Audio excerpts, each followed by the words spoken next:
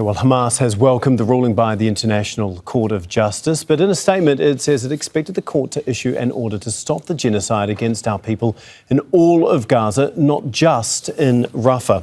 Well, joining us on the phone is senior Hamas spokesman Osama Hamdan. He joins us from Beirut now. First of all, can you just give us your initial reaction to the ICJ ruling? How significant do you find it?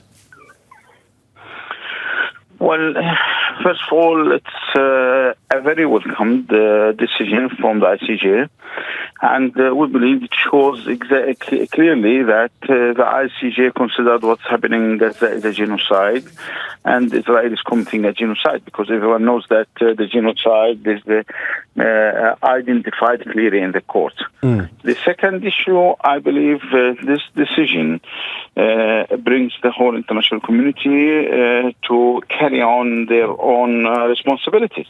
Everyone was waiting for this decision to understand whether it is a genocide or not. We believe as Hamas it was a genocide from day number one. But at least now everyone in the international community has to understand it's a genocide, and they have to work hard in order to make an end for that and to stop Israel from going on forward in this issue. And I believe it's a great challenge for the international community, mainly to the United States, because for all the last around 8 months, Israel was supported totally by the United States on all the levels. If you want to talk about a political level, they were supported in the Security Council. They were supported and by military aid. They were supported economically, and even they were defended by the U.S. administration that what was happening is not a genocide. Now everyone understands it's a genocide, and everyone has to work hard in order to stop it. Since the ruling was handed down by the ICJ, or as it was handed down, we saw the Israeli military step up its airstrikes on Rafah. Do you think that there is any chance at all that the Israeli government is actually going to comply with this ruling? Well, it's clear that the Israelis will not accept the decision, and they didn't ever accept any resolution in the United Nations or the ICJ. This is the challenge, whether Israel is a country above the international law, or a country have to accept the international law. Everyone is talking about the international law. Everyone is talking about the justice. Now there is a clear issue, and everyone is supposed to answer about that, how he considered the Israeli decision. I think if they were treated like a spoiled child, they will continue. But if everyone said enough is enough, and there was an action against Israel, boycotting Israel, dismantling this racist regime, I think this will stop the war against not only Rafah, it will be stopped against the Palestinians. We are under the Israeli occupation for the last 75 years. The massacres did not start today. The genocide did not start today. It started in 1948. But at least this is the first time there is a clear evidence that the international community, considering what's going on, is a genocide through the resolution of the ICJ. Now, part of the ruling was to deal with the opening of the Rafah border crossing. How significant, how important is that, getting aid back into Gaza? Well, it's very important because in the last 2 days there is a clear signs in the northern part of Gaza about a hunger situation. We are facing a real situation in northern part of Gaza, according to the Israeli siege and according to the closure of the borders, mainly in Rafah. So I believe this is supposed to reopen all the closed checkpoints and allow the aids to come inside Gaza, and that will make the Palestinian people survive.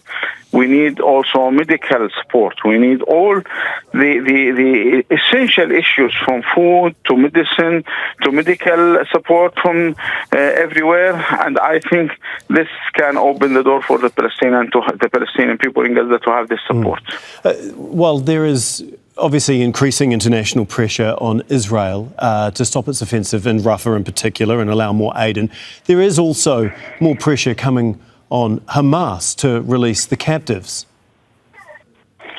Well, our position was clear from day number one. We have declared that we are ready to do our best to send the non-militant Israelis to their families. We have tried that the early days, as you remember, and everyone maybe remember that. We've sent 2 Americans, and Netanyahu said no, and after internal pressure, he accepted that. So we sent 2 old women. After that, in November, we have a ceasefire, which was undermined by Netanyahu himself, and we sent around 110 of those women and children, and we said that we are ready at the time to carry on, but Netanyahu undermines that. Through the last 4 months, all the negotiations, Netanyahu insists to have the Israelis only, without sending any Palestinian or release any Palestinians from the Israeli jails. We are talking about dozens, hundreds of thousands of Palestinians. We are talking about more than 10,000 Palestinians in the jail. Half of them, they were arrested in the last 5 months. So we were clear in the negotiations. We have to insist on 5 issues which must work together.